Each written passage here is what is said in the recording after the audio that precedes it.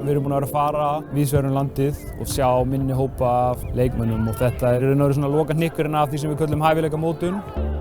Það sem að þetta gefur þeim er náttúrulega bara fyrst og fremst auka hvatning. Fá upplifað það að fara í treyjur með KSÍ-merkinu. Hér hafa verið margir þjálfarar, fyrirlesarar, markmannsþjálfari, sjúkraþjálfari.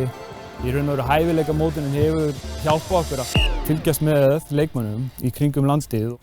Bæði er þetta fyrir okkur, landsliðsþjálfarana, að sjá þessa krakka sem eru efnileg og eru að skara fram úr. Og sömuleiðis er þetta tækifæri fyrir öll félög á landinu til að senda sína fulltrúa á KSÍ-æfingar sem eru hæfileikamótunaræfingar.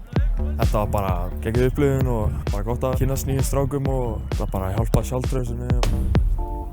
Mér finnst bara æði að fá að spila með stelpum sem ég þekki kannski ekkert alveg. Mér finnst bara æðislegt. Þetta var bara geggjað.